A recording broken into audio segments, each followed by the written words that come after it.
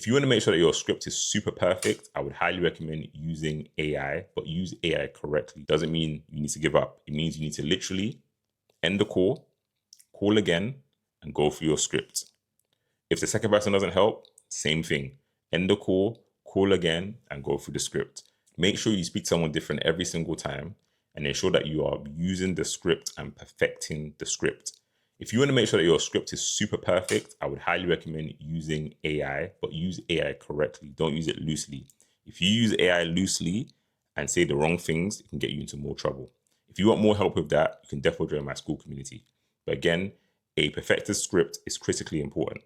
So then you use that to call the bank or lender potentially multiple times. So having the persistence, being patient is super key. If you are annoyed, frustrated, angry, channel those emotions, channel those feelings into learning these steps. Don't be angry when you're calling the bank or lender. Don't just show frustration. Make sure you are very skillful in the phone calls, in the phone call scripts that you create, and then use this to find success. If you've called multiple times and nothing is working, nothing's going through, you can then look at sending the same bank or lender an email and having within your email those 5 key ingredients. That's so important. So this is how people are able to actually get late payments removed, defaults removed by calling multiple times. Of course, if you've got a CCJ, it is more serious.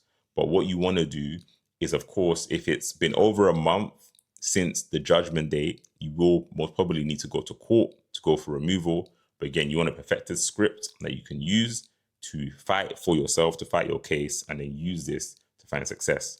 With a CCJ, what's important to know is that it's not about whether you owe the bank or lender money. It's all about, is there a valid reason why the judgment shouldn't have taken place?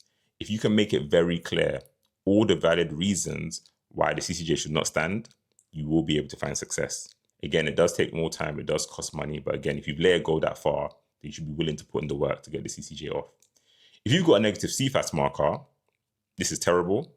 As I'm sure your bank accounts get closed, it's almost virtually impossible to get a new bank account open. CIFAS markers are the worst. With a CIFAS marker, as long as you didn't commit fraud, again, you want a perfect script. You want to find out who the bank or lender, which bank or lender reported your name, and call them to get the CIFAS marker removed. If they're not pushing, they're not budging, you don't want to report it to CIFAS. Again, I've got a full framework on the CIFAS marker because it's not exactly the same as a late payment or a default.